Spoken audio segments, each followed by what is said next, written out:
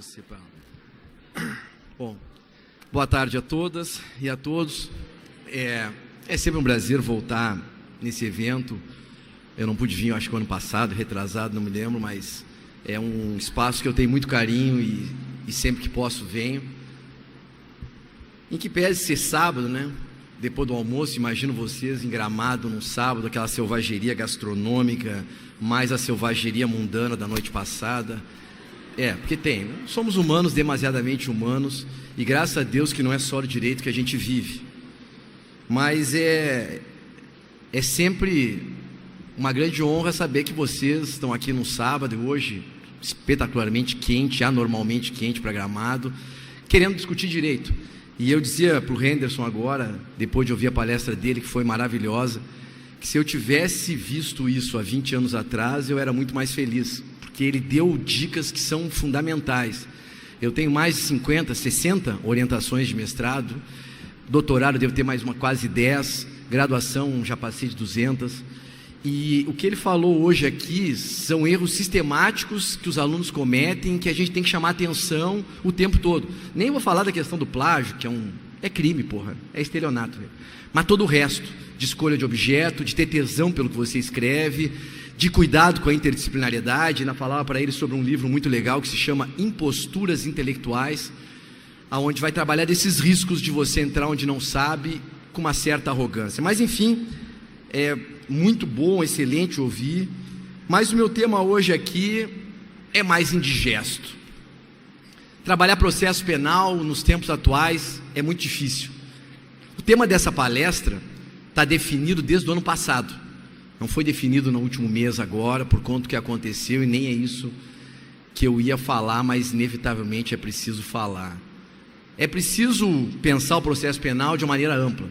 Quando você trabalha com processo penal, você tem que, antes de pensar no processo penal, fazer uma análise de 3 perguntas básicas. E essa é a ideia para a gente começar a pensar. Antes de chegar no processo, é preciso você refletir sobre 3 questões chaves. A primeira pergunta é exatamente quem punir. Será que nós estamos punindo corretamente, no sentido de quem é que nós escolhemos para punir? Essa é uma primeira pergunta que não é nada simples. E ela vai ser respondida lá pela criminologia, que vai mostrar como o nosso direito penal é seletivo. Nós temos um cliente preferencial, nós temos uma seletividade, até porque todo mundo aqui é delinquente, velho. Isso é a primeira premissa para você sentar aqui hoje, é entender que ninguém aqui é a Maria Teresa de Calcutá, e que todos nós aqui ao longo da vida cometemos N crimes, que vai desde a porra do plágiozinho mais simples, ao atestado médico falso para fazer a prova, ao ontem de noite jantaram, tomaram um vinho, mas eu não estou bêbado, eu só vou até o hotel, e dirigir embriagados é crime. Não fui eu quem criei essa merda, mas é crime. E todo o resto, os xerox do crime, a pirataria, expor os nudes alheios e por aí vai. Então a primeira premissa é a gente saber que, bom, vamos deixar a hipocrisia de lado e parar com essa bobagem de pregar tolerância 0 para o outro e tolerância 10 para nós e a nossa delinquência. Ainda recentemente eu estava chegando no meu escritório, a minha secretária, que é o típico perfil mulher honesta, casada com homem médio, sabe, cidadão de bem. E aí eu cheguei no escritório, ela estava tensa, eu digo, o que houve, Jana? Eles bateram na traseira do meu carro, eu disse, na bunda do carro, ela não fala nem bunda, é a traseira do carro, né? É mesmo, digo, eu estou indignada, porque eu já fui ver quanto é que custa um para-choque novo e custa R$1.000 e tantos, é um absurdo. Eu digo, é a vida. E aí eu estou indo na minha sala, né? Ela olha para mim e diz, será que não dá para nós ligarmos para aquele nosso cliente? Aí eu disse, nosso cliente, porque sempre são os teus clientes delinquentes, né? Nosso? Ela disse, sim. Eu digo, olha, quem? E o senhor fulano, eu digo, aquele que é processado por ter um desmanche de peça roubada? Não, ele tem uma autopeça, né? Vende peças usadas. Eu digo, não, é um desmanche de carro roubado. Mas enfim, tu quer que eu ligue para ele? Quero. Eu digo, claro. Peguei a caneta e disse, e o que tu quer? Eu quero um para-choque traseiro, eu anotei, qual é a marca do carro? É tal, o ano, tal. E a cor? Se arrumar branco, eu não preciso nem pintar. Eu digo, claro.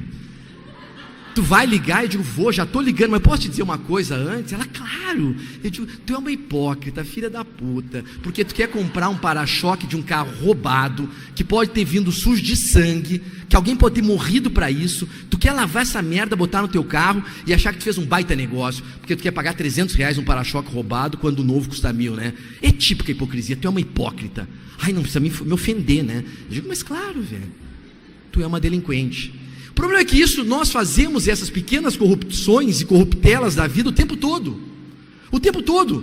Você é assaltado ali, eu já fui assaltado trocentas vezes, é uma merda, o cara bota 38 na tua cabeça, perdeu o Playboy, eu já baixo a cabeça, leva tudo, mano, sem chinelagem, é uma merda, leva tudo, pronto, sem estresse.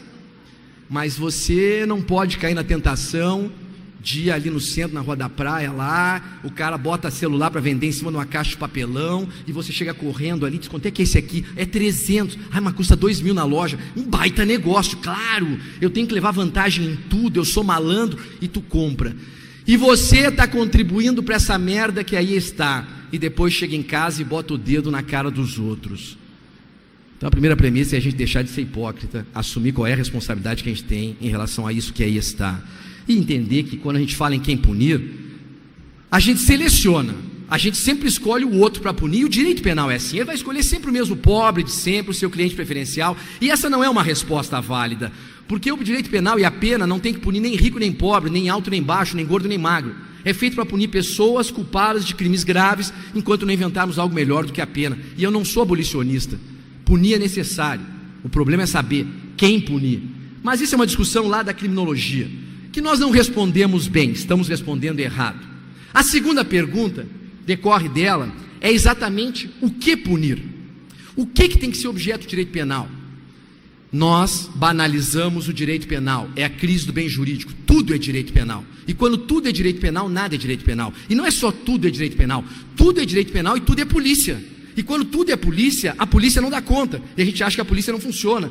E aí daquilo ali, muita coisa vira processo inútil, e você entulha a vara criminal com processo inútil, e aí, velho, a gente acha que nada funciona porque tudo demora, e aí o que a gente quer? A gente quer mais lei, a gente quer mais direito penal para fazer funcionar um sistema que já não funciona porque nós banalizamos. Porra, essa semana eu tive que ir numa delegacia de polícia, e não como advogado, e eu fui constrangido pra cacete, porque era simples. Eu estava reformando um carro velho e depois de 3 anos de reforma perderam uma placa, e na hora de fazer o emplacamento tem que fazer uma ocorrência. Eu digo, mas perdi a placa, perder uma placa não é crime, porra, não interessa, tem que registrar uma ocorrência. Eu digo, mas meu amigo lá no Detran, BO é um boletim de ocorrência criminal, o senhor está complicando, o senhor está me desacatando. Eu digo, não, só falta me prender agora, né? Tá bom, e eu fui numa delegacia, entrei envergonhado e disse, olha, eu vim aqui registrar algo que não é crime, eu estou pedindo desculpa por ocupar o teu tempo, ocupar a tua estrutura, e o cara disse, tá, calma professor, eu já lhe vi numa palestra lá em Gramado. Eu digo, bom, então tá bom.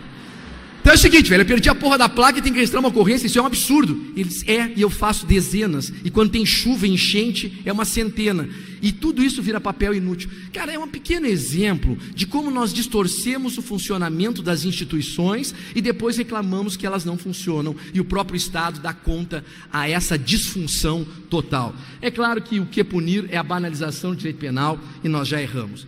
E a terceira pergunta é a minha, é o como punir. O como punir remete para 2 coisas: a pena, porque a pena é o punir, e ao processo penal enquanto instrumento para chegar na pena. O processo é um caminho para você chegar numa pena. Eu me ocupo do processo, mas vocês precisam entender que o processo vai ser... Ele mora no meu coração, esse cara viaja comigo para cima e para baixo, valeu parceiro, tamo junto. Me esqueci até o que eu estava falando, fiquei emocionado. Porque assim, às vezes vocês não entendem que quando vai comprar um livro é caro. Sim, um livro é caro, mas centenas de famílias vivem de um livro, do cara que transporta o papel, a tinta, o livreiro. Quem menos ganha é o autor. Só um parênteses, esse tio estava em aula, e aí chegou um aluno e disse, porra, prof, o senhor quer ficar rico vendendo livro? Eu disse, por quê? Paguei R$50 por esse livro. Eu digo, 50, velho, 50, porra! Eu abri a carteira, tirei R$5, botei em cima da mesa dele. E ele disse, o quê? Está me dando esmola? Eu disse, velho. A imensa maioria dos autores trabalha por 10% do preço de um livro. É por conta dessa esmola de R$5 que a gente vira à noite, perde férias, madrugada inteira escrevendo uma porra do livro. E os outros 45, prof, é para alimentar um monte de gente que contribui para eu poder escrever o livro. Para mim são parceiros, para outros são inimigos. Então esse tipo de gente a gente tem que valorizar, tem que compreender que essa pirataria é um atalho fácil, mas que deixa muita gente sem comida na mesa. Não é por mim, velho. Eu ganho dinheiro, muito mais dinheiro fora dos livros. Eu não precisava deles. Eu escrevo o livro por um compromisso ético com o direito, um compromisso ético com o conhecimento. Mas fechando parênteses, voltamos. A pena é o nosso desaguador do processo. O processo é o caminho para chegar nela. Mas é preciso entender que nós estamos punindo errado, porque a pena de prisão está completamente degenerada. No Brasil nós vivíamos um caos do sistema carcerário, uma explosão do sistema carcerário, e eu quero que vocês entendam que quando vocês veem na TV aquelas imagens duras de motim, aquelas imagens de Manaus agora, e eu tinha palestrado em Manaus sexta-feira e explodiu o motim no fim de semana, e eu estava falando sobre isso, o descontrole do sistema carcerário brasileiro, incluindo de vocês, gera mais violência, retroalimenta o ciclo da violência, e só quem ganha com esse descontrole são as facções, é o crime organizado. Enquanto as pessoas acharem que quanto pior, melhor, nós vamos continuar levando 38 na orelha. Eu não aguento mais. É preciso saber que as coisas vão muito mal. Isso aqui é Porto Alegre, agora. Já entupiu o presídio. Um presídio que cabia 1.800, tem 5.000. As delegacias estão cheias de presos. E agora a gente está botando preso em viatura da polícia. Essas pessoas ficam algemadas dentro de uma viatura dessas, não é por 1 hora ou 2. Às vezes, por dias. Assim, algemado numa viatura da brigada. E chega a ter 7, eu contei 7 viaturas na Ipiranga parada, esses dias paradas, com gente algemada ali. Isso é barbárie. Eu não estou dizendo que são santos, nem estou fazendo uma campanha, adote um estuprador e leve para casa. Quem está pensando isso não está entendendo porra nenhuma.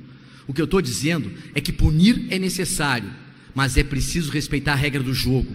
Punir tem que ser algo civilizatório e civilizado. Isto é barbárie. Quando você bestializa as pessoas, elas saem de lá e vão te barbarizar depois. Vai cobrar um preço caro. Mas quando não tinha mais lugar para botar gente em viatura, o que fizeram aqui? Algemaram os caras aonde? Na lixeira. Gente algemada na lixeira. E quando eu postei isso aqui no Facebook, no Instagram, e sejam meus seguidores lá, em que pese a barbárie que é lá também, quando eu posto uma coisa como essa, o que mais me chamou a atenção foi um comentário que rendeu 300.000 curtidas, que era a pessoa dizendo: isto é um absurdo, isto é inadmissível, eu tenho pena da lixeira. Quando uma pessoa olha para uma situação como essa e tem pena da lixeira, ele não está entendendo que ele vai levar muito 38 e vai pagar um preço muito caro por esse raciocínio do quanto pior, melhor. Só que quando sai daí, vai para onde? O Presídio Central de Porto Alegre, que é a maior cadeia da América Latina, a maior do Brasil. Isso é uma galeria do Central. Os presídios brasileiros, em regra, estão assim. Não tem mais onde botar gente, não tem mais grade, não tem mais porta, não tem mais janela. Isso aqui é um presídio feito para 1.800 presos, que tem uma população flutuante de 4.800, 4.900, 5.000. Já pararam para pensar que 5.000, aonde mal cabia 1.800, é fisicamente impossível, né? Não fecha. Não fecha no espaço, não fecha nas condições, não fecha na comida, não fecha no esgoto.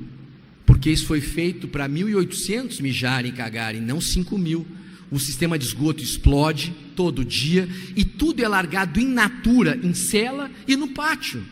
No pátio, porque é uma coisa óbvia, essa merda tem que ir para algum lugar. Vai ficar ali dentro. E os caras se matam às vezes numa cela para invadir a galeria de baixo, para quebrar a rede de esgoto, que é para a merda descer, invadir o andar de baixo e liberar o de cima. E os caras se matam. E a gente acha tudo lindo, tudo normal. Não, velho, isso não é normal. E se isso aqui é vazio, como seria isso quando eles estão dentro? É assim. Não tem mais onde botar. Não tem mais onde botar tanta gente. E nós já estamos batendo os 800.000 presos no Brasil. Então, Isso aqui é importante saber, que esse descontrole não é bom para ninguém. E eu volto a dizer, isso só gera mais violência e só alimenta facção e crime organizado, que é o que depois vai cobrar um preço da gente. Isso aqui significa o quê? Punir é necessário, mas não assim. Bom, esse é o desaguador do processo. Então não esquece isso aqui. Porque quando tu começar o processo penal, tu tem que saber que o final dele vai ser isso. E é por isso que a gente tem que ter cuidado. Tem que ter estándar probatório, tem que ter prova robusta, tem que ter respeito às regras do devido processo. Para chegar no final, tem prova, condena, pode jogar a chave fora e joga lá, velho. Infelizmente vai ser para lá. Mas não tem prova, absolve. Porque tu cumpre muito bem teu papel quando tu condena, mas também quando tu absolve. Não pense que tu frustrou, que tu errou porque tu absolveu. Então é claro que aqui eu chego no meu ponto, que é a crise do processo penal, enquanto um caminho que vai desaguar nisso. É claro que o processo é o nosso caminho necessário para chegar na pena, e que nesse caminhar existem regras do jogo, as regras do due process of law. Il justo processo, el devido processo, são regras, só um parênteses. Para quem diz que respeitar a regra do jogo é igual à impunidade, eu só tenho uma resposta: não entendeu nada do papel do direito e é um raciocínio infantil. Como é infantil alguém pensar que você criticar as ilegalidades e os desvios de uma operação Lava Jato, que tem o seu valor e o seu mérito, mas cometeu as suas ilegalidades, que ao criticar a Lava Jato você é a favor da corrupção. Isso é um raciocínio infantil. Isso não é adequado e nem admissível para alguém que está numa sala como essa hoje, que tem um compromisso com o direito. É claro que nós temos que respeitar a regra do jogo, porque isso é fruto de evolução civilizatória, porque muita gente queimou na fogueira para chegar nesse ponto. E mais do que isso, é preciso respeitar a estrutura dialética do processo. E eu vou entrar na crise do processo, na figura mais importante, que é o juiz. O juiz é o cara mais importante do processo. E é preciso compreender esse desenho tão simples, tão básico, mas não efetivado.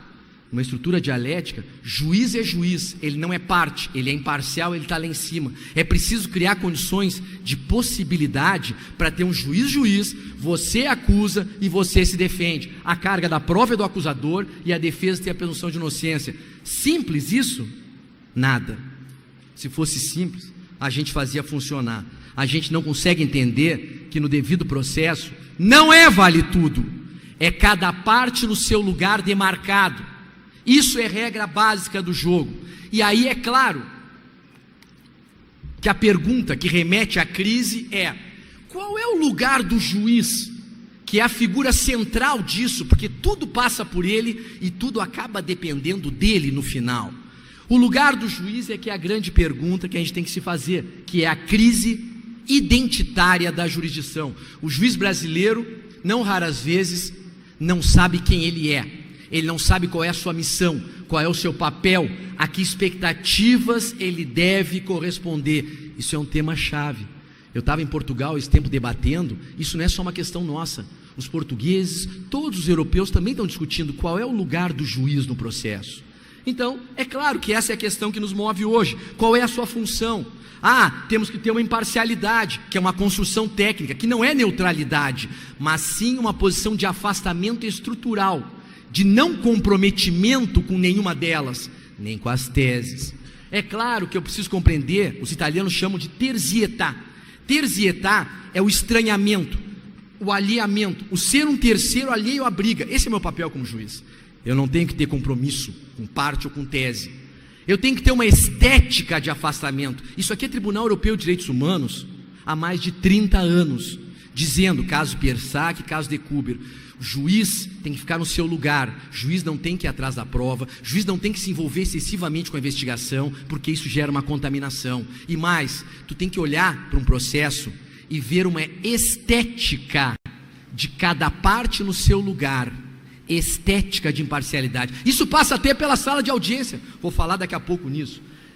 Esqueci, a originalidade cognitiva, eu vou voltar depois, é um tema-chave. Originalidade, isso é ponto nevrálgico.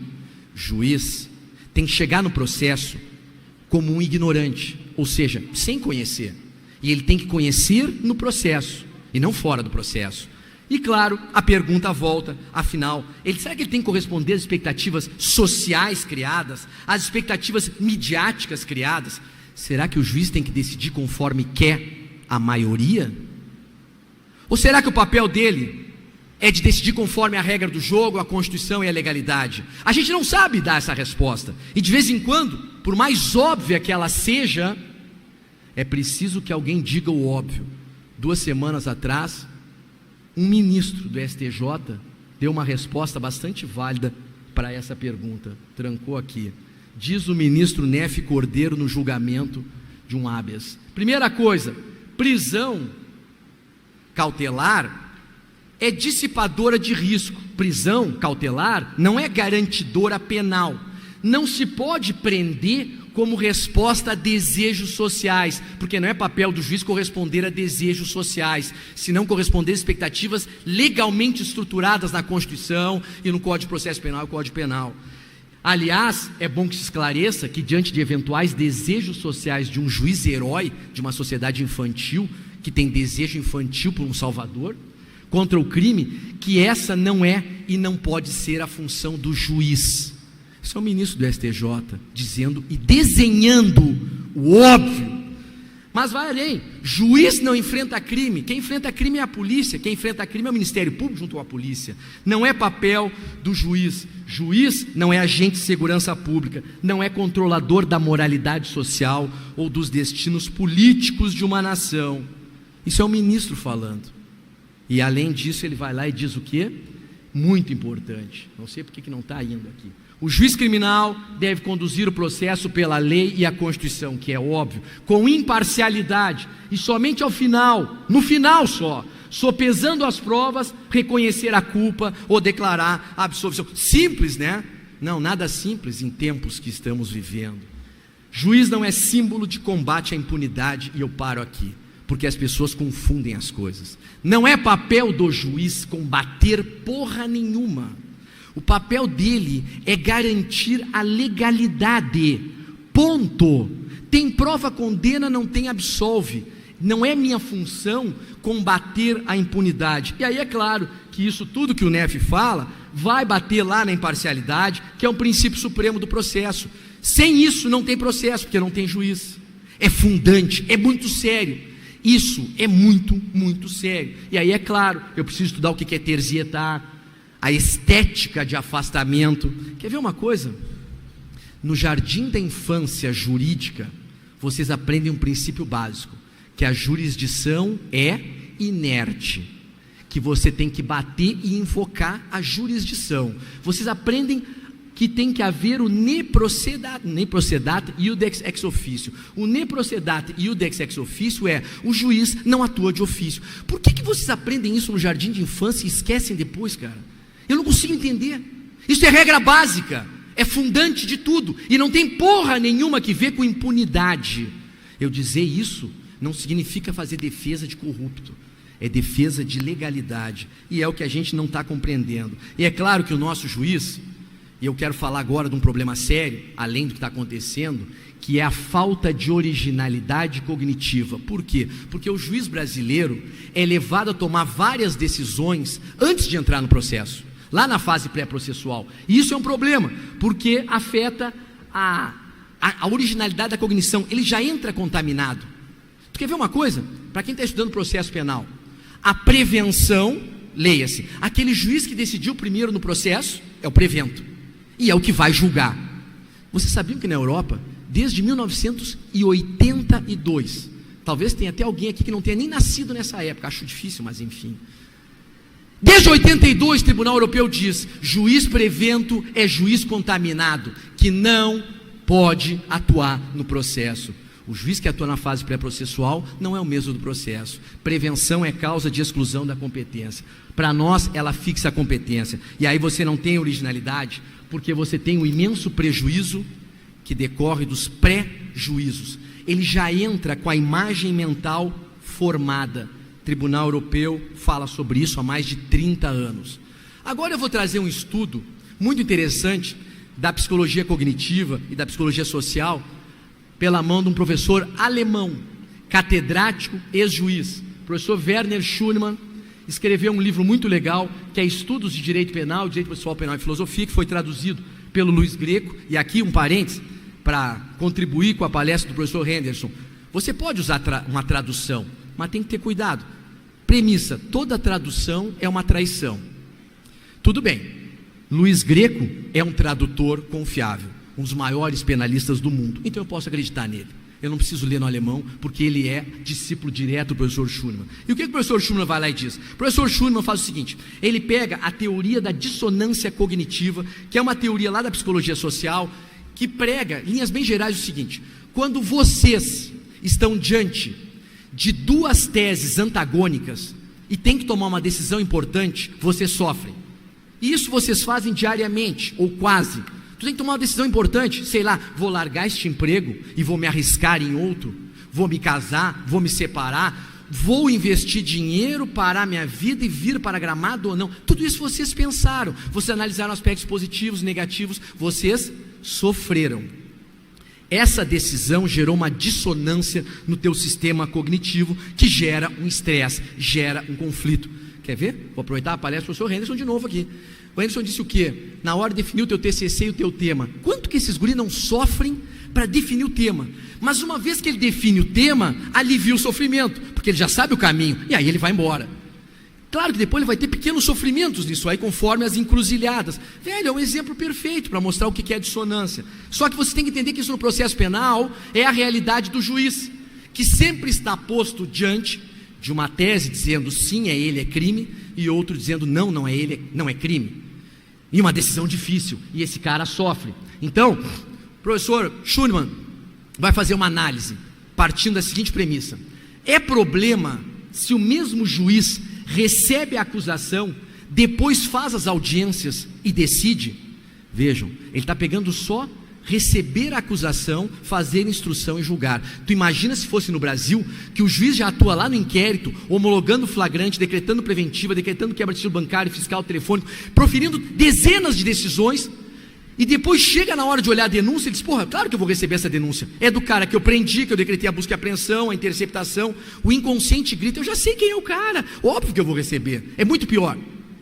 Como é que esse cara se posta depois na instrução? Mas aí o Schunemann vai dizer: olha, isso aqui vem da psicologia social, a posição é essa, desconfortável, a dissonância é o estresse e o sofrimento. Legal. Qual é o grande valor do Schunemann? É que ele vai lá e diz o seguinte: depois que você tomou a decisão, por exemplo, recebi a denúncia, começou o processo, ótimo, você vai para a instrução. Como é que você, juiz, opera mentalmente? E isso às vezes até é inconsciente. E aí o Schunemann vai lá e diz: olha, primeiro, efeito inércia ou perseverança. São mecanismos de autoconfirmação da hipótese, onde você tende a superestimar as hipóteses anteriormente consideradas corretas. Quer dizer, quando você decide, eu vou comprar isso. Eu estava dando exemplo esses dias do iPhone. Alguém chegou na aula, eu vi dois meninos discutindo o iPhone 10, não, é iPhone X, né? O iPhone X, não sei o que mais. E um disse: pô, mas isso custa um caminhão de dinheiro. O cara disse: mas tira fotos com não sei quantos megapixels, não sei o que mais, porque é do caralho, porque tem até um vibrador que tu bota na coluna. É um negócio maravilhoso. Eu não sei como é que eu vivi até hoje sem a porra do iPhone X. E o cara dizia: pô, mas é caro. Na outra aula, o gurizão chega com o iPhone X. Ele tinha comprado, ele se endividou, ele não tinha um puta centavo na carteira, mas ele fez 12 suaves, nada suaves prestações, e ele não sabe como é que ele vai pagar nem a primeira, mas ele tinha o telefone. Ele chega na aula faceiro, flutuando com o telefone.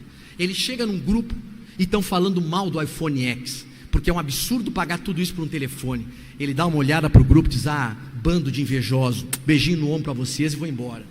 Chega no outro, tá os caras dizendo: porra, esse é o meu sonho de consumo, esse telefone é do caralho. Ele chega e diz: acabei de comprar o meu. Eu amo vocês porque vocês amam o que eu tenho. Vocês se alinham na minha decisão. Ou seja, eu tendo a superestimar inconscientemente todas as informações que eu tomei anteriormente como verdadeiras. A decisão que eu tomei, exemplo típico, recebi a denúncia, eu entro no processo, é natural que eu tenda, naturalmente, a superestimar todos os argumentos que venham na mesma linha, de que foi você, de que é crime, porque eu já mandei te prender preventivamente, já quebrei o teu sigilo bancário e fiscal e já comecei o processo. Todo mundo disser que aquela minha decisão está certa, eu naturalmente supervalorizo e obviamente minimizo quem disser o contrário, e eu faço uma busca seletiva de informações. Eu só vou ouvir aquilo que me interessa, porque tem uma coisa: depois que você toma uma decisão, você faz isso até inconsciente.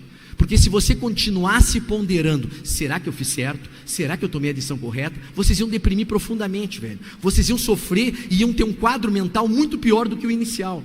Então é natural que vocês façam isso, vocês fazem isso diariamente. O juiz também. E é claro que ele vai buscar sempre um efeito confirmador. A grande sacada do Schurman foi ter feito uma pesquisa de campo. O que ele faz? Ele pega um processo complexo, chamado processo ambivalente, que é o que vocês veem na vida. Se você quiser condenar, você pega essa prova e condena. Se você quiser absolver, você pega essa prova e absolve. Ou seja, é um processo que tem duas teses com prova. Então é um processo ambivalente. Ele pega isso e pega um grupo de 58 juízes e promotores, divididos em vários grupos. Um primeiro, por exemplo, é 17 juízes para cada lado. E aí ele diz, todos os 17 juízes que conheciam a investigação preliminar, o inquérito no Brasil, todos condenaram. O caso é sempre o mesmo. Aqueles que não conheciam a investigação preliminar, que entraram sem saber nada, originalidade, 8 condenam e 10 absolvem. O caso é o mesmo. Por conta do que essa discrepância? Do efeito aliança, do efeito perseverança, da dissonância. Outro exemplo dele, ele vai lá e diz assim, ó, outro grupo, juízes que conheciam a investigação e podiam perguntar, 100% condena, e 100% faz perguntas confirmatórias da hipótese anteriormente tomada como verdadeira. Por outro lado, juízes que não conheciam a investigação, que não sabiam nada do caso, com possibilidade de perguntar. Primeiro, eles não perguntam quase nada, não sabem. Segundo, são muito mais atentos. Por não saber, você é mais atento. Quando você acha que sabe, você desliga a atenção. 3 condenam e 8 absolvem. O caso é o mesmo. E aí ele vai e conclui. Obviamente os juízes que conheciam a investigação, que é tendencialmente incriminadora, condenam muito mais. E aí ele diz, a maior parte das perguntas é formulada por quem condenou e conhecia a investigação, menor o número por quem absolveu e não tinha conhecimento. Isso aqui é só um exemplo para vocês verem o nível de contaminação que nós geramos. Agora pensa comigo o seguinte, para quem não está entendendo o que eu estou falando. Vamos fazer assim, ó. Sejam honestos, levanta a mão para mim quem é estagiário e estagiário. Com orgulho, quem é estagiário aqui nessa porra? Vamos lá, quem é estagiário? Levanta a mão. Tem gente pra caralho. Tá cheio de estagiário, velho. Cara, o que nos salva é que vocês são desorganizados. Porque se vocês se organizassem, fundassem um sindicato, vocês iam dominar o mundo, né, velho? Porra, aqui no TJ, há anos atrás, sabe da história da greve dos estagiários? A greve os estagiários de Porto Alegre, do TJ, fizeram greve por melhores condições de trabalho, que eram escravizados, aquela história toda. Dizem que o presidente do tribunal, lá no 13º andar, ouviu aquele barulho, panelaço, carro de som, e perguntou para o assessor, que merda é esse barulho? São os servidores fazendo greve? E aí o assessor disse, não, são os estagiários. Ele disse, como é que é? Os estagiários fizeram greve? Fizeram, e pararam tudo. Porra, chama os caras para negociar, velho. Já, se fosse servidor, dane-se, mas estagiário não. Traz os caras aqui, vamos negociar. E acabou em 2 dias a greve. É o poder de vocês. Não digam que fui eu que avisei. Mas vamos lá. Tu é um estagiário ou uma estagiária consciente, séria. Tu quer ser juíza. Tu faz um estágio num gabinete de um juiz. Pensa comigo. Todos vocês que trabalham num gabinete têm aquele processo imenso, gigantesco, que ninguém quer tocar. Não quer nem chegar perto. Tu já entra na sala e larga o casaco em cima, que é pro juiz não lembrar daquela merda. É um cadáver insepulto ali. Tu não quer olhar. Só que chega um dia, essa estagiária, séria, consciente, olha e diz, alguém tem que fazer o trabalho sujo, eu vou resolver essa merda. O que ela faz? Ela, estagiária, chama o estagiário dela. Ela é poderosa. Estagiária assim tem o estagiário do estagiário. Ô Mané, vem cá. O que é, doutora? Pega essa merda e bota no meu carro que eu vou resolver. Tudo? Óbvio, né? Vai ser pedaço? Tudo. Diz, claro, doutora, já. O cara faz 10 viagens, enche o porta-mala do carro da estagiária, a estagiária vai para casa, numa sexta-feira, senta e diz, agora eu vou resolver. E ela começa a ler por aonde? Pelo começo, que é a denúncia. Eu tenho denúncias no meu escritório, que tem 800 páginas, 900 páginas. Uma denúncia com 900 páginas. Tem gente que tem até mais.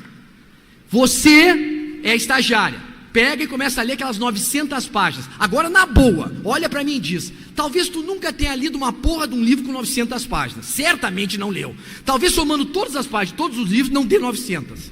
Vamos ser honestos, numa boa, abre o coração. Hoje é sábado, estamos em Gramado, aqui vale tudo. É a terra da fantasia. O que acontece em Gramado, fica em Gramado.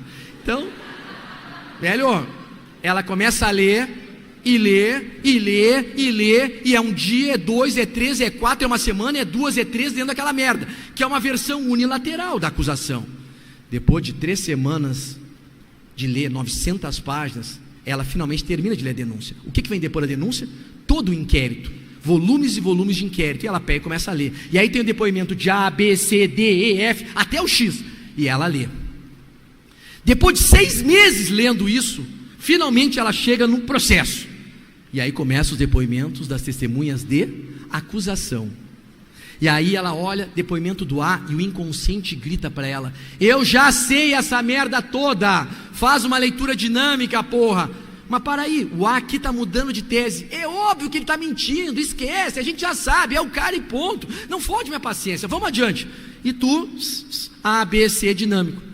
Agora numa boa, vamos ser honestos, depois de 8 meses lendo uma versão, que até então é unilateral, vocês chegam nas testemunhas de defesa.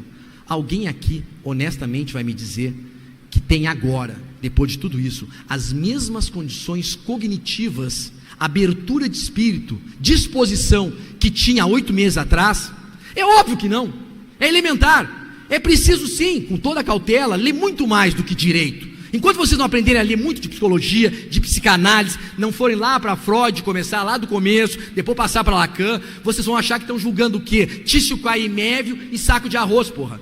Não, velho, é gente, e vocês são gente, e o juiz é um ser no mundo, com um inconsciente não controlável, que cruza e se manifesta pela linguagem, vai ensinar Lacan. É, velho, e o ato de julgar, talvez o que menos tenha seja consciência, o que menos seja ato de razão, é muito mais inconsciente. Mas aí tu vai entender que é preciso conhecer isso tudo para buscar as medidas de redução de danos. Dá para reduzir o dano, dá para diminuir o problema, dá. Primeira coisa, juiz não tem que atuar de ofício, nem procedato dex ex officio, é óbvio. Você traz a prova, você traz a tua alegação e eu julgo. Não sou eu que tenho que ir atrás da prova, e nem te indicar as provas que tu tem que ir atrás. Não se pode admitir que o mesmo juiz receba a denúncia e depois sentencie. É óbvio que a prevenção tem que ser uma causa de exclusão. É claro que tem que ter um juiz na fase pré-processual e outro no processo. El juez de garantias, botaram o nome de juiz das garantias no Brasil, ferrou, porque a gente acha que garantia é igual a impunidade.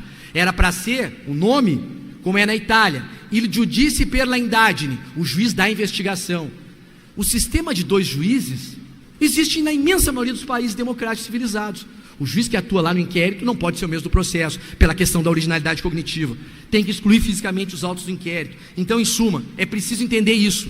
O que é pior, pessoal, é que a gente está dentro da caverna e não enxerga o que está lá fora, a alegoria do Platão.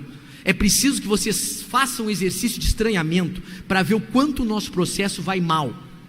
Vou pegar um exemplo de um estrangeiro, o olhar do estrangeiro, que veio para o Brasil acompanhar um julgamento. O cara é um observador internacional da ONU, é um advogado britânico, ele veio assistir a um julgamento. O interessante é que o que ele narra como estrangeiro olhando para o modelo brasileiro, é o que acontece todos os dias, em todos os processos, e nós achamos normal. Diz Dr. Geoffrey Robertson, isso aqui foi no TRF4, mas podia ser em qualquer tribunal. Eu cheguei ao tribunal esperando assistir a um julgamento justo, isso aqui faz 3 anos, mas vi o promotor sentado com os juízes, tomando café, passando o tempo e almoçando juntos. Inacreditável para um europeu. Visualmente, a estética, é uma corte tendenciosa, estética de imparcialidade não existe. Tenho a dizer, o Brasil tem um sistema primitivo, melhor definição, no qual não há juízes independentes. Isso aqui acontece todo dia. Mas aí ele foi assistir o julgamento no Supremo. Chegou lá no Supremo e disse o quê?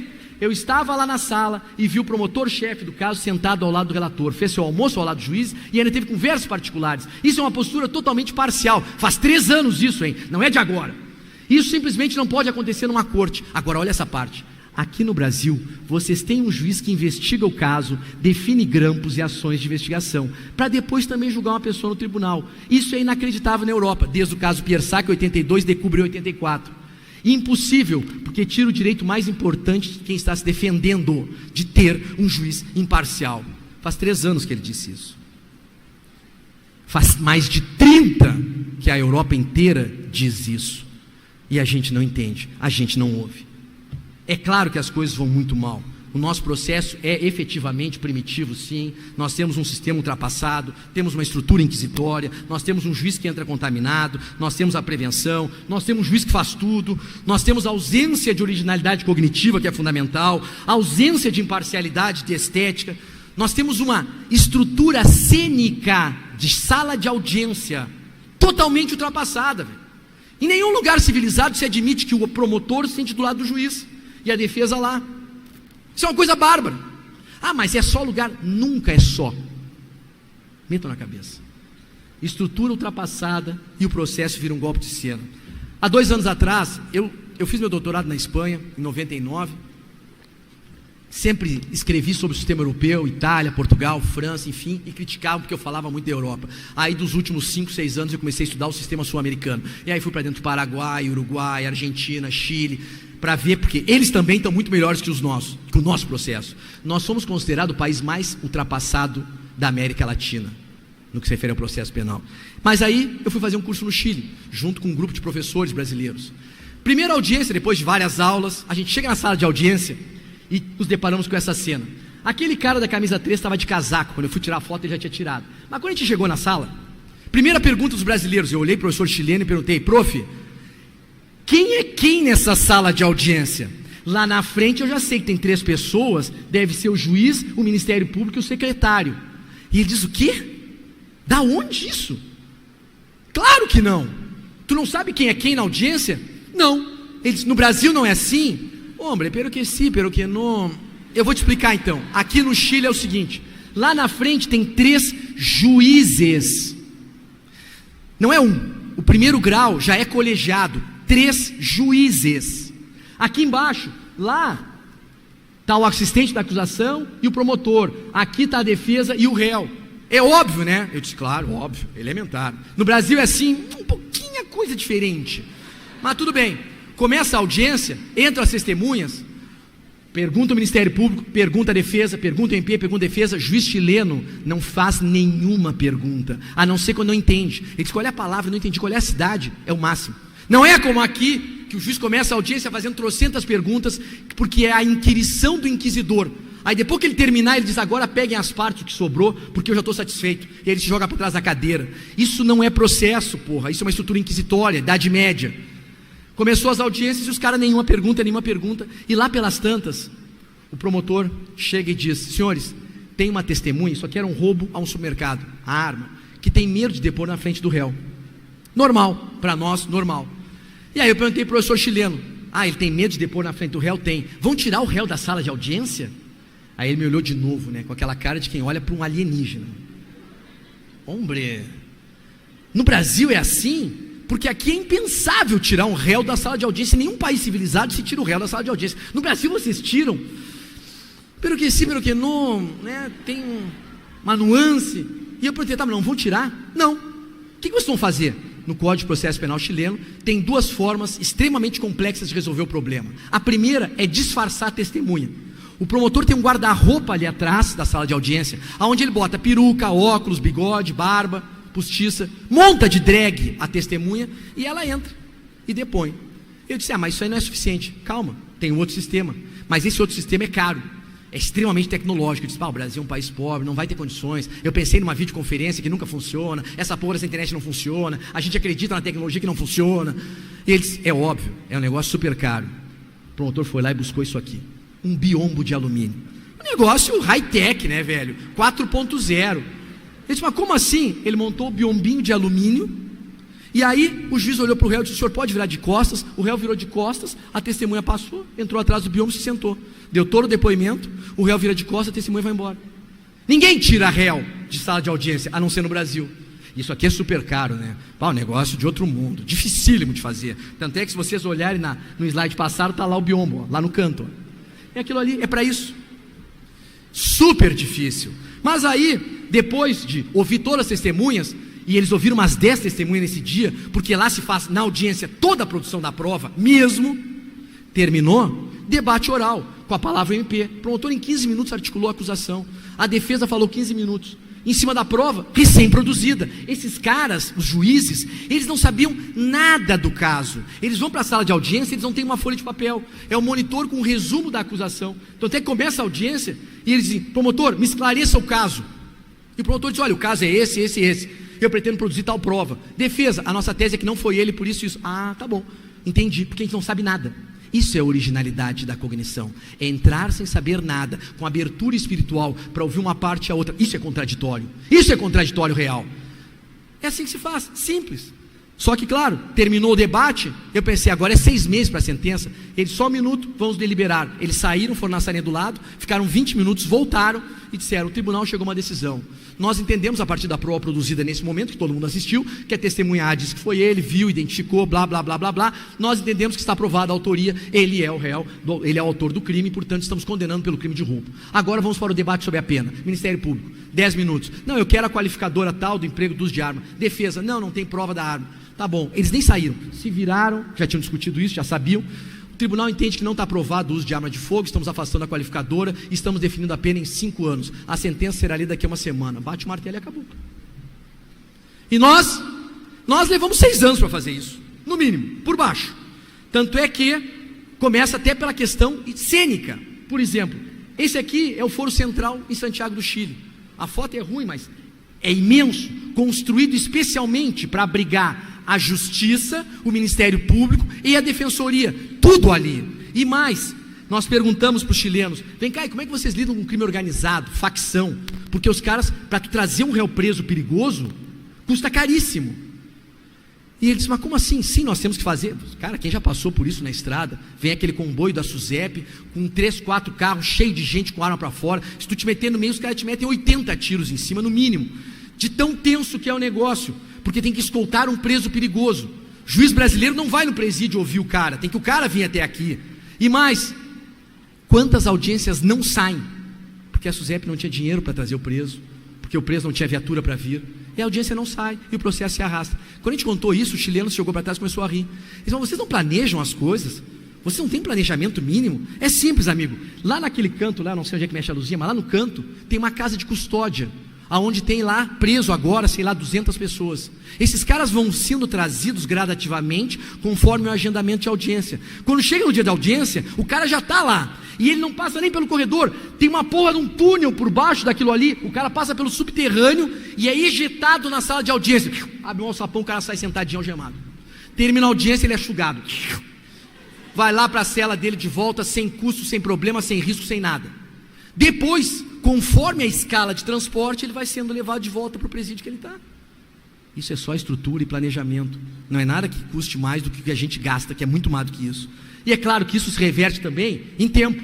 Olhem ali o prazo médio.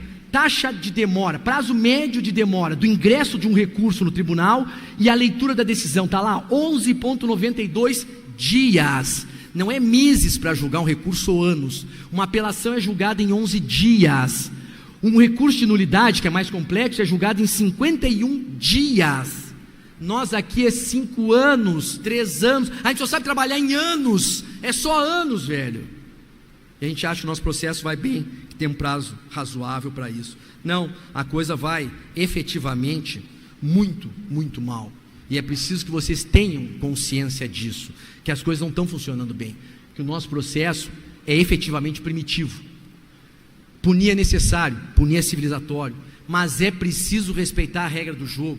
E agora é muito importante compreender o que significa dizer regra do jogo no cenário. Nós estamos achando normal, preste atenção nisso, velho, normal, o anormal funcionamento das coisas. Entendam um negócio, lá fora, o bando de leigos, as pessoas que ignoram o direito, eles podem achar tudo isso que está acontecendo hoje no Brasil normal e lindo. Eles podem achar que o combate à corrupção é fundamental e que por conta disso você pode rasgar a regra do jogo. Eles podem achar que consórcio de justiceiros e juiz trocando mensagem privada com acusador é normal, que juiz indicando fonte de prova, definindo estratégia para condenar A ou B é normal. Eles são leigos, eles são ignorantes. Eles podem achar que os fins justificam os meios. Eles podem achar que a raiva do PT é causa de exclusão da ilicitude, velho. Eu também tenho raiva do que o PT fez, eu também não gosto do Temer e de todo o resto, entendeu? Mas eu sei que o direito não vale tudo, e que o direito é a negação da raiva, é a negação do irracional e do selvagem. Todo o oposto disso, velho. O direito é limite de legalidade e de reserva ética. Eles lá são ignorantes, eles ignoram o lugar do juiz no processo, ignoram a Constituição e o que significa ter regra do jogo. Eles não sabem que muita gente queimou na fogueira e muito inocente foi preso e morto, velho, para a gente chegar nesse nível de evolução civilizatória. Agora, vocês que estão aqui hoje, velho, não. O grande problema é que vocês hoje, estudantes de direito, vocês não são ignorantes, vocês não podem ser. Eu sinto dizer uma coisa muito triste num sábado de sol. Existem certas imbecilidades que eles podem falar, mas vocês não. Vocês perderam o direito de falar certos absurdos. Vocês têm a obrigação de compreender que não existe processo justo se você quebrar essa estrutura. Você precisa entender o que é a imparcialidade do juiz, porque vocês não querem ser julgados por um juiz que combina a tese com outra parte, porque vocês sabem que quando o juiz se une ao acusador, velho, só Deus para te defender. Só que tu não pode depender do velho o tempo todo, porra. É para isso que tem direito, é para isso que a gente tem reserva de legalidade. Então, eu acredito que se não todos, a imensa maioria daqueles que estão aqui hoje, velho, sabe muito bem do que eu estou falando, entende o que eu estou falando. Aqueles que não estão entendendo, não entenderam porra nenhuma de nada. Talvez seja melhor até abandonar o direito. Mas a imensa maioria sabe do que eu estou falando. A imensa maioria entende que vocês têm um compromisso ético. Eu vou dizer uma coisa, eu vim aqui hoje, velho, num dia de calor, num dia de sábado de sol, podia estar em casa, aproveitando meus 4 filhos maravilhosos, numa boa, não fazendo porra nenhuma. Mas eu vim aqui hoje, porque eu acredito em vocês. Eu acredito em vocês e eu acredito no compromisso ético que vocês têm com o direito e com a legalidade. Eu acredito em vocês porque eu tenho a certeza e a esperança de que daqui vão sair juízas, juízes, promotores, advogados, atores do direito, que vão saber qual é o seu lugar no processo, qual é o lugar da jurisdição, qual é o lugar do acusador, qual é o lugar da defesa. Vocês vão saber com certeza que isso aqui não é terra de ninguém, e que aqui tem que ter regra do jogo, e que nós temos um compromisso ético com a legalidade, porque não pode ser vale tudo. Eu vim aqui hoje porque eu confio em vocês, velho. Não me decepcionem, pelo amor de Deus, vocês são a minha esperança. Muito obrigado.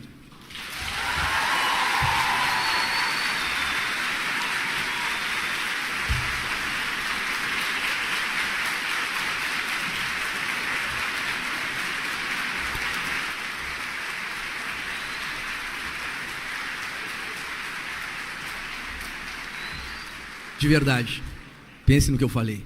Muito obrigado mesmo.